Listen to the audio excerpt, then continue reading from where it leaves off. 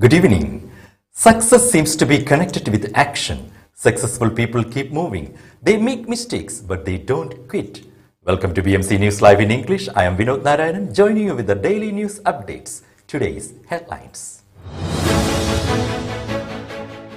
EGovernment Excellence Award 2021 winners announced. Vaccine registration opens for children. 1 billion people vaccinated against COVID-19 in India. Fierce cyclonic storm turns squares into lakes in southern Italy. News in detail, starting with the latest updates of the moment. EGovernment Excellence Award 2021 winners announced. Winners of the highly coveted EGovernment Excellence Award 2021 were announced at a ceremony held under the patronage of His Highness Sheikh Hamad bin Mubarak Al Khalifa, the Deputy Prime Minister and Chairman of the Supreme Committee for Information and Communication Technology. Organized by the Information and E-Government Authority, the event was held at the Gulf Hotel's Gulf Convention Center in the presence of ministers and other senior ICT officials from the public and private sectors. His Highness Sheikh Mohammed emphasized that the award is one of the most important national initiatives stemming from the vision of His Majesty King Hamad bin Isa Al Khalifa, with the support of His Royal Highness Prince Salman bin Hamad Al Khalifa, the Crown Prince and Prime Minister, to adopt and invest in advanced technologies across fields and to accelerate the pace of the government's digital transformation. Among the public sector categories, Best Integrated Services for Individuals or Business was won by the Ministry of Interior for its Geographic Security System in Main Control Room 999, while the Best Government to Government e-Service category was won by the Ministry of Works, Municipalities Affairs and Urban Planning's Internal Follow-up System. For the first time since the launch of the award, 3 entities were jointly selected for the Best Practice in Community e-Participation category. The Ministry of Works, Municipalities Affairs and Urban Planning won its Works Affairs social media channels, the Ministry of Interior's Southern Governorate for its Virtual Majlis project, and the Ministry of Interior's Customs Affairs for its overall community participation activities. The Best Website Award went to the official Ministry of Health website www.moh.government.bh. And the Best Application for Smart Devices Award went to the Ministry of Youth and Sports Affairs for eShabab. In the private sector, the Best e-Service winners were Bahrain Institute of Banking and Finance for its My Class service and Bahrain Airport Services for its Shaheen service. The Benefit Company won the Best Application for Smart Devices Award for Benefit Pay. In the Best E-Concept category for individuals, the winners were Shaima Almir and Fatima Murad for their Boulevard 360-degree project, Abdulaziz Al-Moiwaida for his Litigants Chatbox, and Shaika Munira bint Muhammad Al Khalifa for E-Government for Good. Meanwhile, Yasser Abdul Jalil Ali Al Sharif and Muhammad Abdul Razak Al Mahmoud won the E-Citizen Award, which is given to 2 citizens who used government e-services extensively and paid the highest amount through electronic payment services within a single year. His Highness Sheikh Mohammed also expressed his appreciation to IGA Chief Executive Muhammad Ali Al-Qaid, the IGA's employees, the jury members, the organizers, and everyone who contributed to the award. He congratulated the winners and wished them success. The Crown Prince and Prime Minister has pledged to strengthen Bahrain's fruitful partnership with Saudi Arabia. He noted the depth of long-standing strategic relations between kingdoms, which continue to receive the support of His Majesty King Hamad bin Isa Al Khalifa and custodian of the 2 holy mosques, King Salman bin Abdulaziz Al Saud. His Royal Highness Prince Salman bin Hamad Al Khalifa, Crown Prince and Prime Minister, was speaking as he yesterday met Saudi Arabia's Crown Prince, Deputy Prime Minister and Minister of Defense Prince Mohammed bin Salman bin Abdulaziz Al Saud in Riyadh. His Royal Highness Prince Salman praised Saudi's strategic role in furthering regional development and strengthening the global economy. He said the ambitious environmental goals and new avenues of cooperation that have resulted from the 5th edition of the Future Investment Initiative and the Middle East Green Initiative Summit are testament to the success of both events. Representatives Council holds 4th meeting. The Representatives Council today held its 4th meeting of the 4th session of the 5th legislative term under the chairmanship of Speaker Fawzia bint Abdullah Zainal. The Council of Representatives reviewed the letter addressed to it by His Highness the Deputy Prime Minister on the draft law on ratifying the Arab Customs Cooperation Agreement, approved and referred it to the Financial and Economic Affairs Committee and the Legislative and Legal Affairs Committee. Secretary General Chancellor Rashid Mohammad Bou Najba said in a statement following the meeting.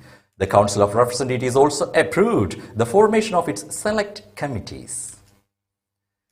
Vaccine registration opens for children. All children aged 3 to 11 years can register for their COVID-19 vaccination from today. They will be administered 2 doses of the Chinese vaccine, Sinopharm. The National Task Force for Combating the Coronavirus announced yesterday. The Pfizer-BioNTech vaccine will soon be approved for children aged 5 to 11 years. The task force added, the kingdom has so far vaccinated more than 80% of people aged above 40 with a booster shot as an extra measure of protection against the infection. Cryptocurrencies set to give Islamic finance major boost. As new digital payment means facilitating efficient, convenient and secure transactions, cryptocurrencies can help develop Islamic finance, experts told in a webinar. Resulting from a collaboration between Bahrain-based General Council for Islamic Banks and Financial Institutions and the Islamic Cooperation for the Development of the Private Sector, the discussion titled Cryptocurrencies, a Double-Edged Sword, Challenges and Opportunities for Islamic Finance, gathered industry experts to discuss the different views on cryptocurrencies. It highlighted how, as one of the most innovative and disruptive applications of fintech, cryptocurrencies are generating a series of debates amidst a lack of regulatory clarity in the Islamic financial services industry. Workshop issues guiding recommendations on restorative justice law for children. The international workshop on the prospects and challenges of effective application of the restorative justice law for children has issued a set of important recommendations at the end of its sessions. The 2-day workshop was held under the patronage of Attorney General Dr. Ali bin Fadl and in cooperation with the Judicial and Legal Studies Institute and the United Nations Office on Drugs and Crime, and with the participation of the British and French embassies in Bahrain and international experts. The lecturers, including judges, members of the Public Prosecution Office and experts, reviewed the legal topics of criminal treatment of the children, the best practices to achieve child interests and protection. Cash reward for 1,500 COVID-19 frontline volunteers. Work to transfer cash rewards to 1,500 COVID-19 frontline volunteers is being made, bringing the total number of beneficiaries to 2,000, revealed the Health Ministry. Cash rewards are already given to 500 volunteers with 1,500 others in the process, Health Ministry stated in a statement yesterday. All rewards were assessed by a specialized committee that divided volunteers according to work periods and performances. Earlier yesterday, MPs unanimously approved an urgent proposal to make the payments immediately. MPs later issued statements praising the move. Bahraini Doctors' Day to be marked on November 3rd. The Bahrain Medical Society yesterday unveiled an official logo for the much-awaited Bahraini Doctors' Day, which will be marked on November 3rd. The slogan for this year's celebration is "Our happiness in giving and our honor in serving the nation." This year's commemoration will honor Bahraini doctors who have put themselves at the front line during the coronavirus pandemic to provide humanitarian assistance to residents and citizens. Cordoba's victory run priced His Majesty King Hamad's representative for humanitarian work and youth affairs, Sheikh Nasser bin Hamad Al Khalifa, has hailed the successful run of Cordoba CF under the Bahraini leadership after putting together a 12-match unbeaten streak, which is the longest in the club's history. Sheikh Nasser said that it reflects the support provided to the team by the management and the sign of the players' great efforts. Sheikh Nasser pointed out that completing 12 matches without a single defeat in the Spanish competitions fuels the players' desire to continue accomplishing positive results in the coming period, especially because the team is on the cusp of an important period in all contests that requires everyone involved to double their efforts. He wished the team success in their upcoming matches. Cordoba has managed to break their previous unbeaten record of 7 games, which was achieved by the 1998 and 1999 season by going 12 games without any defeat. Drivers arrive for 6 hours of Bahrain.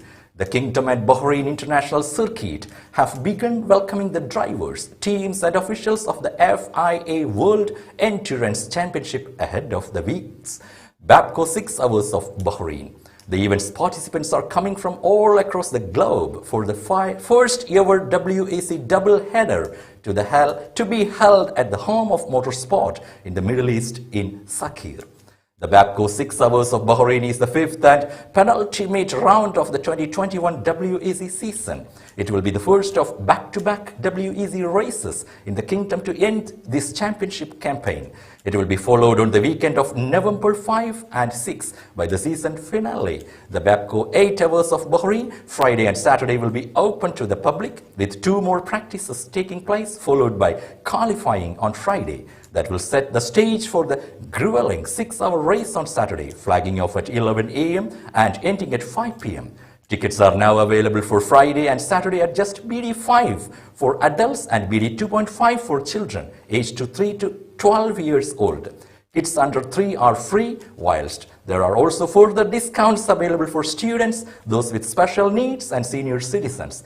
Hospitality packages are also on offer for race day on both weekends. Competition for ticket holders. Bahrain International Circuit has launched an exciting competition through its Instagram account for fans to win the opportunity to be a part of an exclusive pre-race grid walk at the upcoming FIA World Endurance Championship double-header.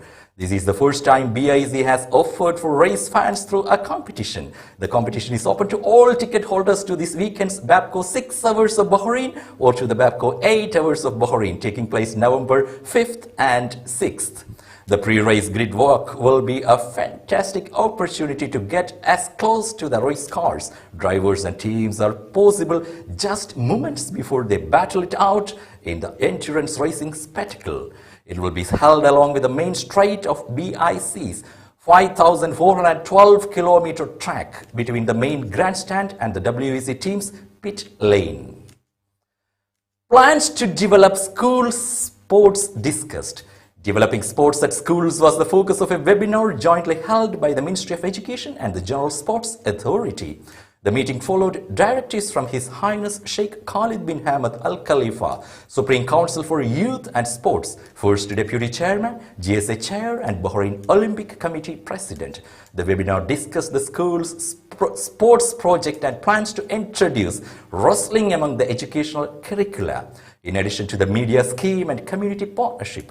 They also reviewed plans to diversify sports and promote mind games as part of the school curricula and activities. They agreed to hold meetings to discuss development plans. Bahrain announces 27 new coronavirus cases along with 58 recoveries. Out of 14,327 COVID-19 tests carried out on 26 October, 27 new cases have been detected in Bahrain. Of these, 6 were expatriate workers and 21 were contacts of active cases. There were 58 recoveries. There are currently 2 cases in a critical condition and 5 cases receiving treatment. 600 are stable out of a total of 602 active cases. Now we will be back after a very short break.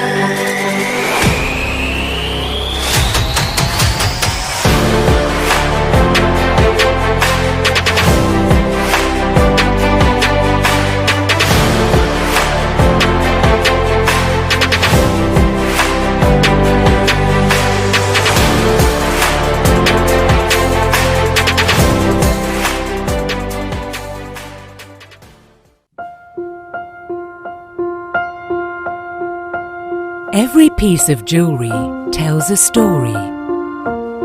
Its raw beauty speaks of its natural origins. The brilliant design speaks of unparalleled craftsmanship. Its elegance evokes the passion and energy of those who wear it. At AlSaraj Jewellery, our story, our pride.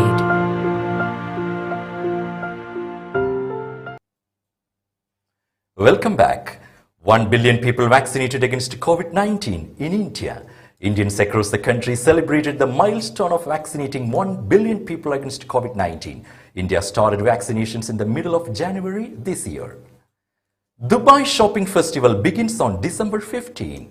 The Dubai Shopping Festival is all set to return for its 27th edition from 15th December 2021 to 29th January 2022, offering a diverse lineup of events, entertainment, mega raffles, and an array of promotions. Dubai's festival will feature an array of innovative events, lively concerts, incredible drone shows, fireworks displays, global brand collaborations, mega raffles, promotions, and offers across a range of homegrown and global brands. Saudi to invest $1 trillion in tourism over the next 10 years.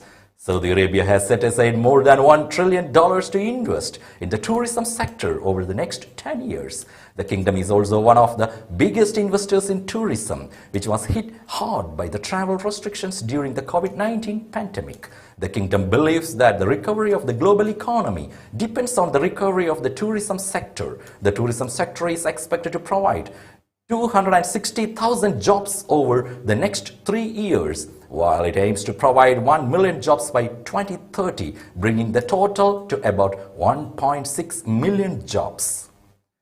UN urges G20 to ensure finance sector's climate pledges and solid. The United Nations called on Wednesday for the world's biggest economies to ensure net zero commitments made by financial institutions were robust, backed by science, and ended financing for the new fossil fuel projects. The call is the first time the UN Environment Programme Finance Initiative has directly given guidance to the G20 on the issue, and comes days before the start of Crunch climate talks in Glasgow, Scotland. Oil falls after increases in US crude fuel stockpiles. Oil prices fell on Wednesday after industry data showed crude oil stockpiles rose more than expected, and fuel inventories expectedly increased last week in the United States, the world's largest oil consumer.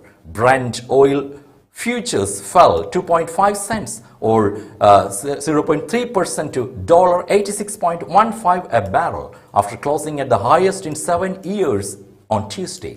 Gasoline inventories rose by 500,000 barrels and distillate stocks increased by 1 million barrels, compared with a forecast for both to drop. With Brent rising the past 8 weeks and WTI climbing for the past 10 weeks, prices are starting to look over, both analysts said. BioNTech to work with Senegal and Rwanda to make mRNA vaccines. Senegal and Rwanda are signed an agreement with German company BioNTech for the construction of its first start-to-finish factories to make messenger RNA vaccines in Africa. BioNTech, which developed the Pfizer-BioNTech COVID-19 vaccine, said Tuesday that constructions will start in mid-2022. BioNTech said the facility in Africa will eventually produce about 50 million doses of the vaccine per year, with the capacity to increase. FDA panel backs Pfizer's low-dose COVID-19 vaccine for kids. The US moved a step closer to the expanding COVID-19 vaccinations for millions more children as a panel of government advisors on Tuesday endorsed kid-sized doses of Pfizer's shots for 5 to 11-year-olds. A Food and Drug Administration advisory panel voted unanimously with one abstention that the vaccine's benefits in preventing COVID-19 in that age group outweigh any potential risks, including a heart-related side effect that has been very rare in teens and young adults despite their use of a much higher shot dose. Australia to lift outbound travel ban for vaccinated residents from next week. All fully vaccinated Australian citizens and permanent residents will be able to leave the country without a special exemption from November 1st, authorities said on Wednesday, as Australia eases coronavirus restrictions amid a rise in vaccination rates. Australians have been unable to travel abroad for more than 18 months without a government waiver, while thousands of fully vaccinated residents living abroad have been unable to return due to a cap on arrivals to slow the spread of COVID-19. Many of these are now expected to return after Sydney and Melbourne ended quarantine rules for inoculated travellers from November. Other cities most virus-free are expected to ease their border rules once they reach higher vaccination rates. Fierce cyclonic storm turns squares into lakes in southern Italy. A powerful cyclonic storm hit the southern Italian island of Sicily on Tuesday, causing widespread flooding around the city of Catania. Turning streets and squares into rivers and lakes and causing at least 2 deaths, rescuers said. The rain has inundated some of the Catalonia's most famous streets and squares, causing a blackout in the city center and flooding shops. The storm was expected to peak between Thursday and Friday, it said. With that, we come to the end of today's news. Stay tuned for daily news updates in BNC News Live English at 7:30 p.m. every day. I am Vinod Narayanan signing off from BMC News Live. Good night.